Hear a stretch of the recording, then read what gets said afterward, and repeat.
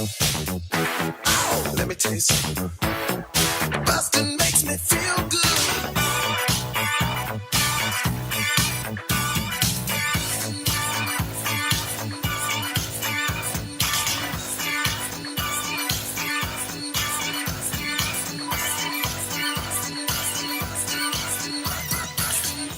Hi, everybody. Welcome to Blockbusting, the podcast where we love to hate the movies. I'm your host, Jay Light. Joining me today, Stephanie Streisand. Hi. Hi.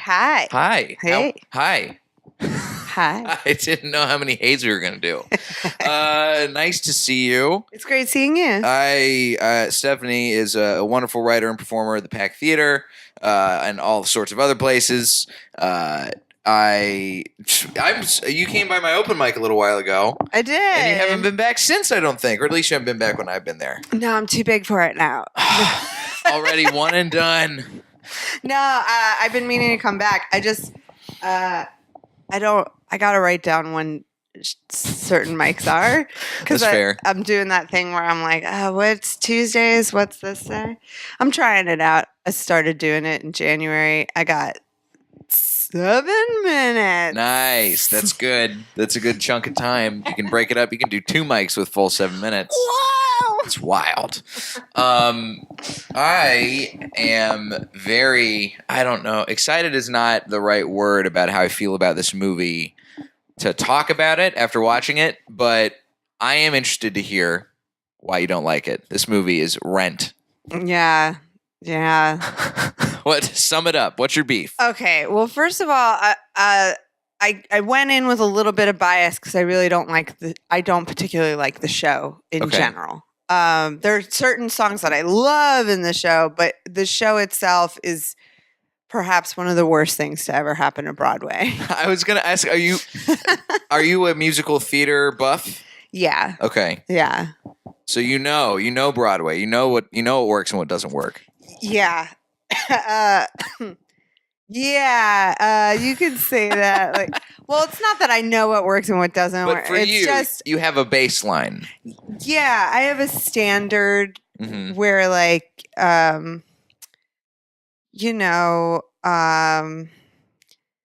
want to say something so mean about the show, but I won't do it. Why? Why not? This is what it's here for.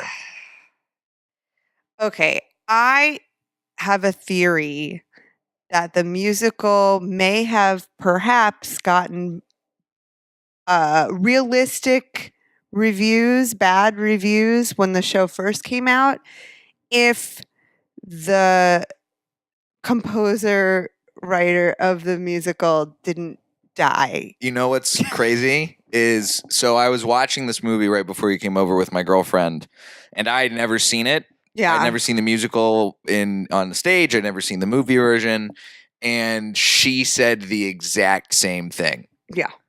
This, I can see it. Yeah. This is so somebody watched the opera La Boheme and went, oh my God, you know, it'd be amazing if we just updated La Boheme, because that worked for Madame Butterfly with Miss Saigon. Mm-hmm.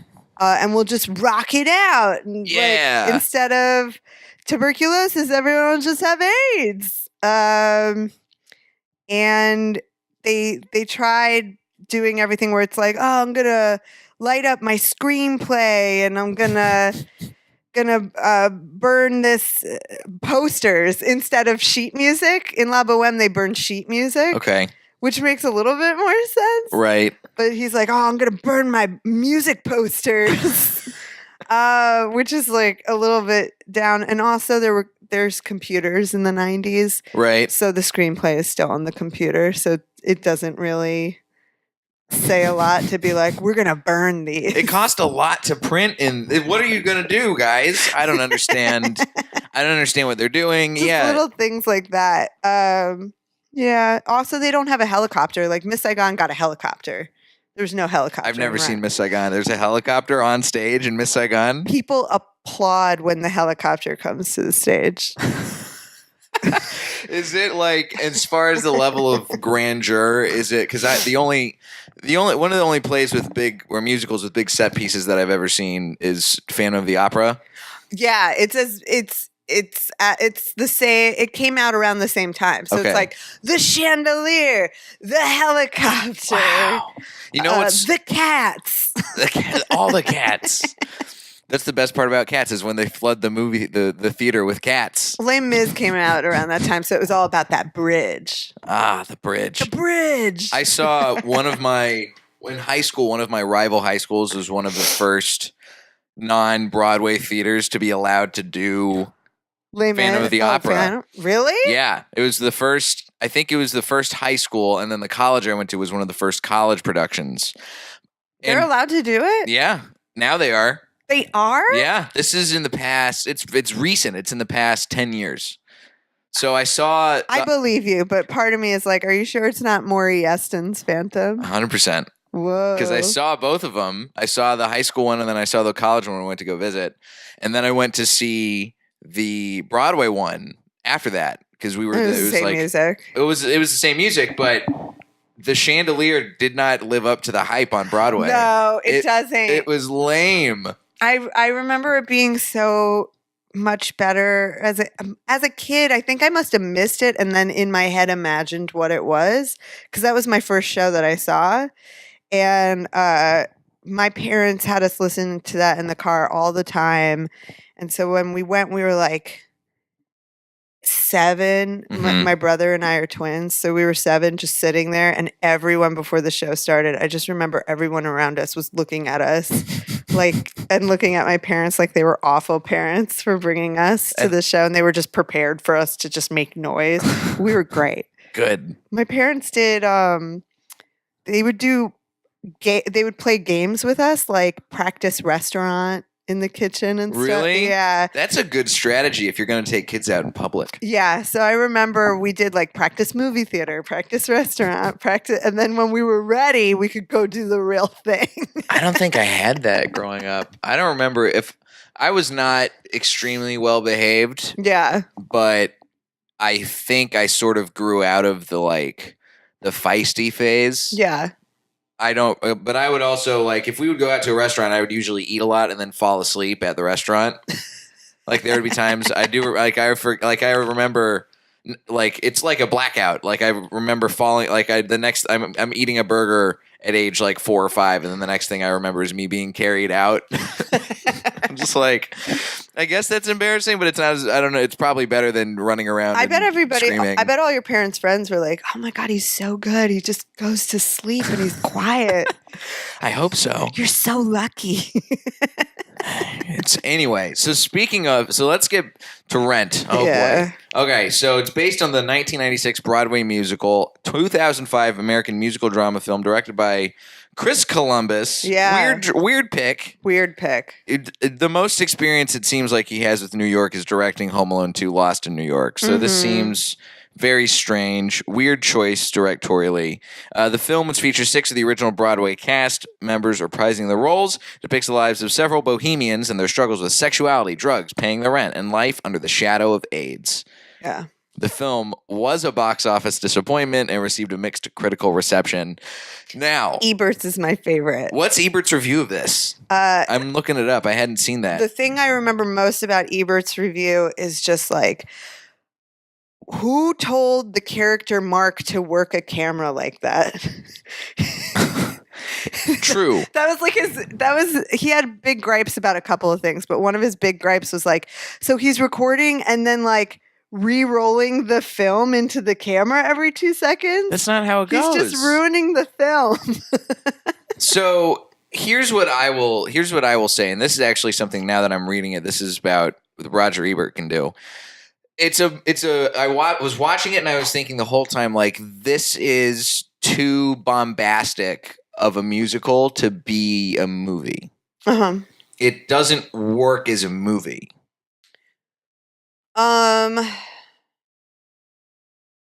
Maybe. Yeah, I feel like it has to. The live show that they did this past year, Right, for NBC, yeah. it was, even though it was the dress rehearsal because one of the actors broke their leg, it was really great. It should have been, if they were to make a movie of it, it should be some mix of what you saw, what the movie is, and just I loved the just. I don't want to say shittiness of it. I just love the. I loved the set pieces. I love that everything was kind of moving and that you were Okay. watching like the city in a certain way. And I really like whoever directed the live show. Let's talk about the differences between the various versions of Rent. So, Okay. first of all, your stance on the show as a whole, Yeah, is that it is overhyped. it's super overhyped. There's a lot of problems with the show Mm-hmm. that perhaps if the writer didn't die, they could have perhaps fixed. But I Mhm. feel like because he died, no one wants to kind of fix some of these things. Right. They did Like edit some what? songs, like for instance, the character Roger has AIDS, finds out he has AIDS, and he wants to write one song before he dies that like defines him and his life, and so he has something to leave behind before he dies. Right. And he sings this awesome song about coming up with a song. And then at the end, he's like, I came up with the song. Here it is. And it's like a song that you would write to your first girlfriend in like middle school. Cause it's like your eyes, la la la, surprise. It's anticlimactic. It's a horrible song. Yeah. The one song, Glory Song, is a great song. Mm-hmm. But the like your eyes is an awful song. There are a lot of songs in this that I found myself watching and then completely checking out of. Oh yeah, my favorite is so the song that was like, what was Christopher Columbus thinking in directing it this way is the song America, or When You're Living in America. Oh yeah. And it's just a straight up Creed video. It's real weird. It's just singing on a mountain. Singing, hiking down the side of a mountain like a goat, driving into New Mexico. Yeah. He's busking with an electric guitar and no amp, which makes no sense. No sense. Absolutely no sense. And I feel like that's one of the problems of this movie is that Christopher Columbus treated the whole thing like one long music video. Yeah, I agree. I 100% agree with that. It's really weird. It doesn't make sense. If you're going to make this into a movie, Yeah. I feel like it's better to do it stripped down. Almost like, you ever seen any some of the like old Lars von Trier movies? Mm-mm. So he used to do this thing where his whole movement is called the Dogma 95, right? And the whole premise of it is you're supposed to do things with very little set design, and like the epitome of it is he shot a movie that takes place in a warehouse, and that's supposed, and it feels like a play because it's all because of the way it's all like it's super stripped down. It feels like a stage production. I feel like if Rent the movie had been like that, then it would have captured whatever the stage version or the live version that was on TV. This, it just feels too contrived. Yeah, and it was supposed to be very kind of punk rock, even though it wasn't totally Right. punk rock back then. But this movie took anything punk that was in the movie right out. Yeah, 100%. It's and I think another mistake with this movie is while the original cast is really amazing, they were just too old by this point to play these roles. Yeah, probably. I mean, it'd been almost 10 years almost since the original production. I think 9? more. Yeah, I want to say maybe 96, 2005. Yeah, I think it's 9 years. Oh, really? But still, that's a long time. It's a long time, and these people were mid 20-year-olds playing a little bit younger, and now they're 35-year-olds playing 19-year-olds. Mhm. It just it really doesn't work. And I know that Daphne Rubin Vega, who played the original Mimi, was asked to be in the movie, and she was the only one that's like, "Are you crazy? I'm not fucking 19." She just turned it down flat out like she that. She was like, "I'm too old to play this part." And she was right. She would have been. And watching the live version this past year, it hit closer to home that everybody was dying of AIDS because everybody looked so young and everybody Right. was so young. Where it was in the movie, everybody's like 35, almost 40 at this point, and you're like, You guys got some. You figured it. You got the some. You gravity got some isn't good drugs. totally Congratulations. there. Yeah, the gravity wasn't there. I think part of it also with the age thing is that I don't feel any sympathy for them as starving artists. Yes. When they look as old as they do. Yeah, it's like, get your shit together now. Right. You almost need a justification for like, why haven't you figured shit out? You're 35 years old. Right. If Anthony Rapp is having the scene where he's interviewing with Sarah Silverman the news head of the whatever the TV show, but it's not. I know it's not called Buzzline. Sorry, I was going to say BuzzFeed, but it's definitely not BuzzFeed. But they're interviewing at Buzzline, and they look the same age. Yeah. And he's just like this petulant child who's just like, I don't want to throw. And he's just like flinging camera equipment into the back of a van. Just like, you're the same age. You're the same age. How are you this? How do you not have your life together? Yeah, it's so strange. And again, like, I feel like I'm going to keep on talking about the live show, but watching the live show and seeing that character Maureen do the protest song was so much better. And it also was so clear, like Joanne being a young lawyer was really cool. And just seeing like, even though she's stable here, she wants this unstable life with this immature woman who's just like 20. And it's like, oh, I'm going to just like do this protest song and then like everything will be fine. And just that weird idealism and wanting to be the spotlight and using it. It just at 35, 35-year-old Maureen doing it, it's like, well, you know it's not going to work, and you're just doing this straight up for attention. Right. It doesn't. There's so much of this movie, and I guess this probably translates to the other versions of it as well, that just doesn't make any logical sense. Yeah. From like a character standpoint, most of the characters are not likable. The only two likable characters are Angel and Collins, and one of them dies with 30 minutes to go in the whole thing. Mm-hmm. And they're both mostly relegated to the sidelines. Yeah, one of them kills a dog. But they're both relegated to the sidelines for almost the entire thing. The only real time we get to see them doing anything is when they're at the support group. Right. And even then, they're just in the movie. It's just they're shown around in a circle. They're doing that. We're going to show everybody shots thing. And they cut out. They decided to go for kind of the Annie musical movie thing, where they cut all of the chorus songs. The movie Annie. The one with Carol Burnett. Oh, okay. I was gonna, because I've seen that one, but it's been a while. I haven't seen the new one. I've tried to watch the new one, and I was like, oh, it's all robots singing. Jamie Foxx. No, I don't know anything. It's a lot of computer. Yeah, it is. Yeah. A lot of CGI. Ugh. CGI vocals. Gross. Let's get some let's auto tune it. Everybody's Robofox. super auto tuned. The characters, I don't buy. I think maybe it's because they're this age too, but I don't buy them. Yeah. I don't like them. Yeah. It's just like, come on, guys. It's really hard to like them when they're as old as they are.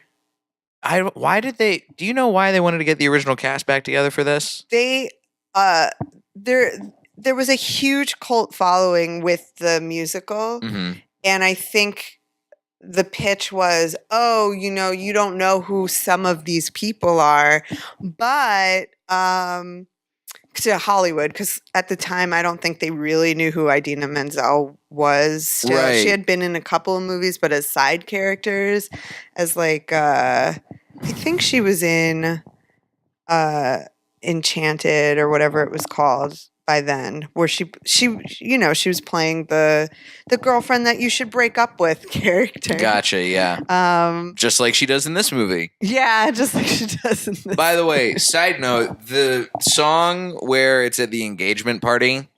Oh, that was written for the movie, not the song, the marriage, because they gay marriage was such a hot topic that year. They were like, oh, we'll throw it in and we'll Oh my make that the God. reason why they sing this song. So what's the original reason why they sing the song? They're just, the two of them are just home, and it comes up because one of them is more mature than the other, and they just start fighting. See, that sound, because the version in the movie, they're singing in this weird, crazy engagement party. Yes. That has like ice sculptures, and they've already made so much fun of Jesus Christ, what's the guy's name who's Benny? their landlord? Benny. Yes, they're making fun of Benny for like shacking up with rich people. Well, that's clearly what she is doing, right? What Maureen is doing. Yeah. What kind of engagement party is an ice sculpture? And they're having the song fight. Great musical in front of thing. In front of everybody. And there's one shot that's just both sets of parents just giving these very confused looks. Yeah. And I feel like that's how I felt the entire time watching this movie. Just like four people, just like, what have you guys done? What did I do? Yeah, they added it, and another reason why that doesn't make sense and it comes out of left field is because it's supposed to take place in the early 90s, and in the early 90s, AIDS was the big problem. Right. And to be like, oh, we're going to throw this in too, it's like, well, what is what's what? And yeah. And it just takes away of the year it takes place kind of thing, if that makes sense. No, that makes sense. In the live version, they made it back the way it was, and then it was cool because it was like we were seeing this is a point of history. Mm-hmm. This is a point of time in our history, and it's right here instead of like, this is where it is, but also we're going to include like this thing and just shove it in here. Yeah. What are some of the other things that they changed between the original version and the movie version? They cut all the chorus songs. Right. Which I think the chorus parts are so good because homelessness was a huge problem. Not everyone, but like AIDS was an epidemic. A lot of people had it and a lot of people were dying in New York. Right. And I personally felt that cutting some of those songs out really took away just how big of a problem it was, where it became very hyper focused on just them, and it takes away just how big it was. Gotcha. To me, I think that's fair. Because there's not really a whole lot of stakes in the movie version. No. It doesn't feel. Nothing feels urgent or rushed. Right. Everything, even the parts that are dramatic, for the most part, feel very contrived. Yeah. Like at the protest song, the cops start beating people up because they're saying moo. Right. Which doesn't make any fucking sense. No. And everybody's treating it like it's this crazy thing. But nobody's really trying to stop anything. Right. And it's taken so seriously. It's so serious. It's so serious. And that's what I think that song should be a joke. Like, I think it should be, she thinks it's serious, but everything about the production quality is so shitty. Right. That it's like, oh, 1 second. And then it's a really funny number if you do it like that. And that's kind of how it feels like it's supposed to be a parody of one-woman shows or one-man shows. And I feel like they didn't go far enough with it. I feel like they could have gone further. They could have. And it could have been really fun if it's just like, come lift me up. Come lift me up. Come lift me up. Just like, and almost falling during. I don't know. I feel like it was a missed opportunity for some real good. There's a lot of missed opportunities. Even the parts where they were like, Mark, that's his name, right? Mark Cohen. Yeah. Mark shows up and what's the lawyer's name? Oh my God, Joanne. So Mark shows up to the rehearsal space and Joanne's there, and they're both just like, oh my God, she did it again. Oh, what are we gonna do? It's so wacky, and it feels like it could have been played for laughs, but everything's being played just for the most flat, dramatic soap opera level acting. I agree, and I do wonder if it was the editing. Maybe. If Christopher Columbus filmed it and the actors were doing it how they've done it on Broadway forever, and then he's like, I want to make this real serious. See, I think it could be the editing. I think it might be the directing too. Yeah. Because if you're gonna have Broadway actors reprise their roles for the screen, Right. totally fine. I don't think that there's a problem with that. No. But you can't have them also act the way they would on Broadway. Because it's a film. Mm-hmm. It's supposed to be, you don't have to go big. Right. And standing on a mountain going like this. Right. And just singing up to the sky with your arms out like a Creed video. That's pretty big. It's pretty big. It's like the difference between when you're seeing a stage performance, when you're seeing a musical in a theater, you need to have the emotion come through in the songs, because you can't see their faces that well. That's why you projecting and you're playing it big for the theater. That's what that's what my high school theater teachers always taught me. But like when you're singing these songs and you have this same emotion, but your face doesn't change, Adam Pascal, the entire time. I can tell. It's like I don't believe you. And we know he can act because, like, we saw him in School of Rock play his band buddy. I know these people can act. I know Rosario Dawson can act. I know. Yeah, they all can act. They all can act. But I was just doing a silly thing with Adam Pascal. I mean, I saw him in Aida. He can act. I saw him in Aida too. He can act. He can act. I'm so disappointed by how this movie turned out. Yeah. But it's not even. There's so much of it that's also not even the fault of the filmmakers or the actors either. Yeah. There's a lot of the songs are not that good. No, they're just not. They're just not good. And I think it the Your Eyes song is the worst. And then also Without You is really, it's a challenge for any actor who sings that song, because it is so without you, this, without you, and you're just doing that for 3 minutes, and it can really really get on somebody's nerves. I feel like that's a song that you would use to torture someone. Yeah, it sounds like a car alarm. You have to really I feel like it's a real challenge for whoever has to sing that, because they have to make it interesting and not get on your nerves.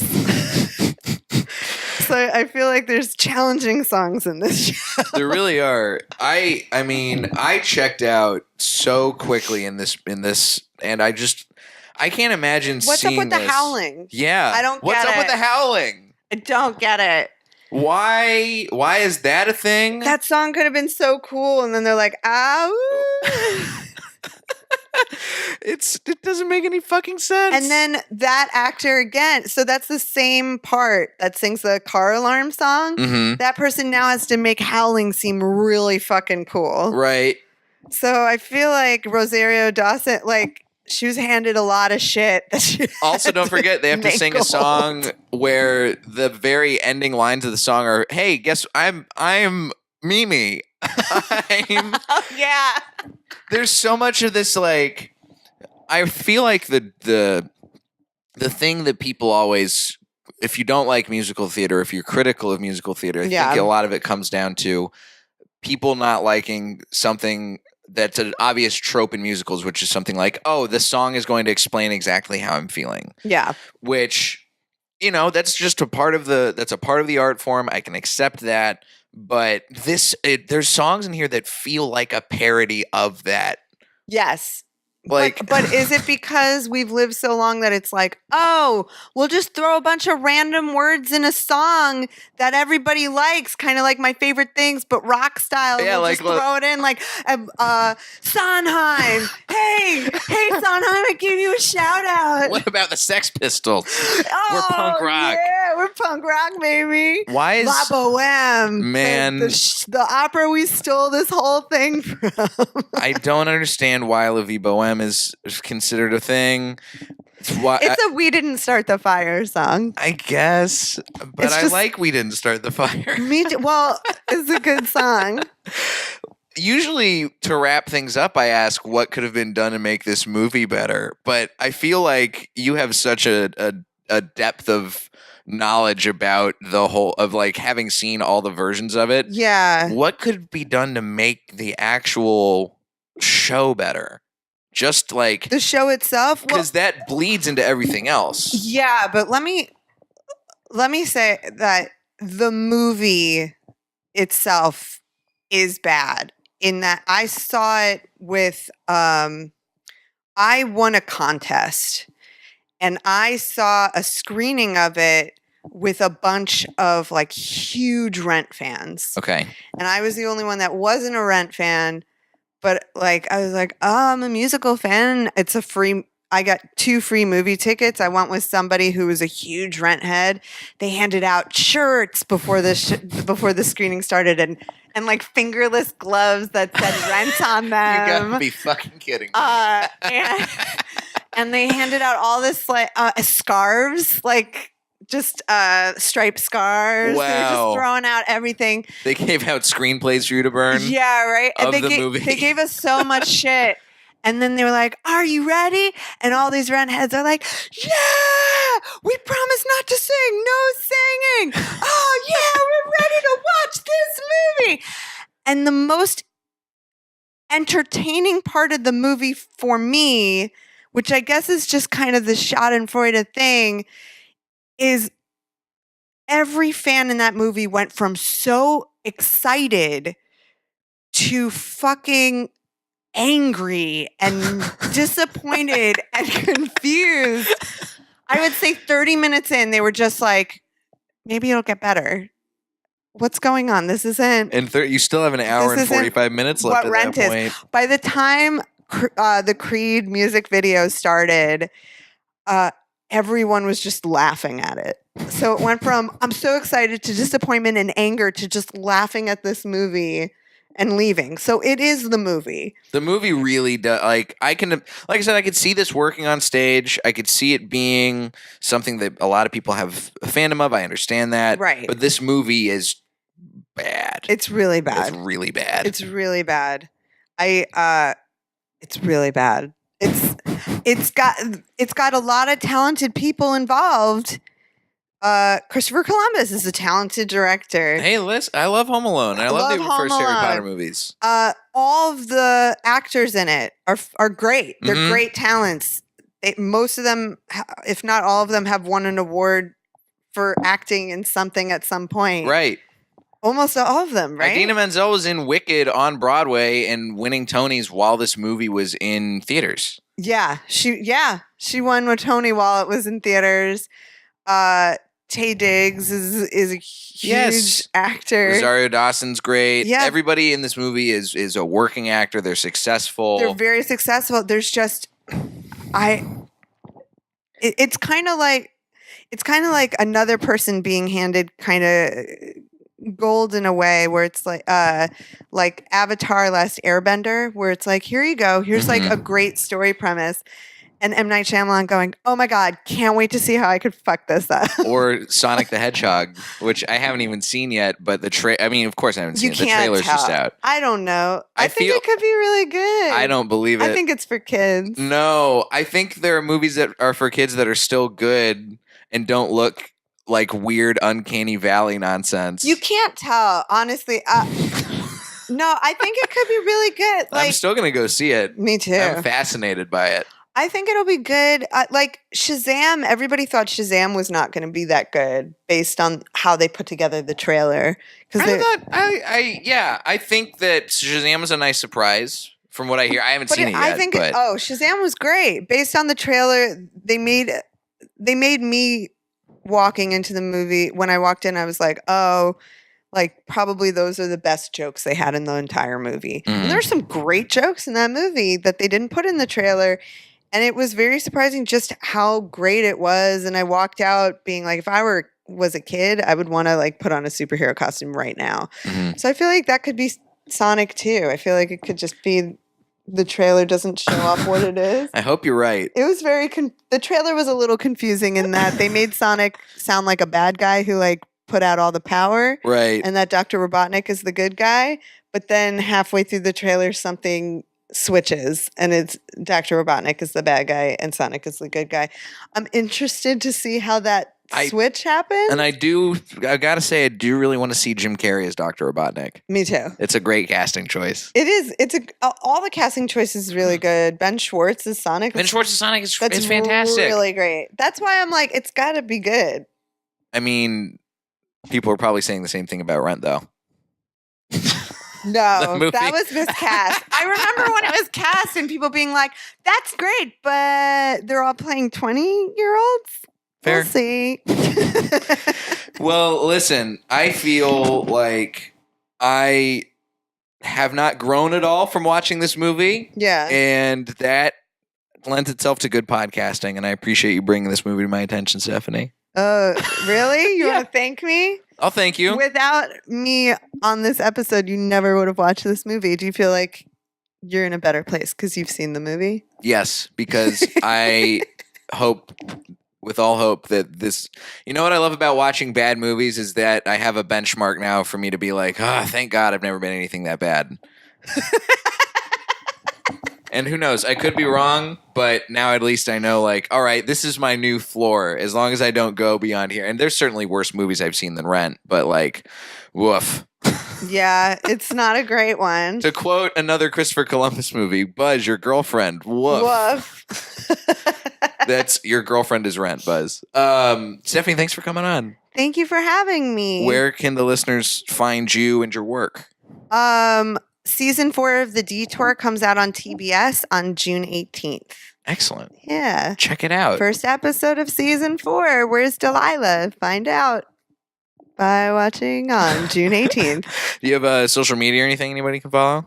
Yeah. I have an Instagram that's at Steph, Steph, Streis, Streis. You could follow me on Twitter at Steph Streisand, but like I don't really post on there. It'll be kind of boring. That's fine. That's whatever. You can follow me at Diet J on Twitter and Instagram, jlightcomedy.com for show dates. That's it. That's all I got. Oh, and if you like the podcast, subscribe and leave a review and a rating and all that good stuff. Yeah. This has been Blockbusting. Go see something good for a change.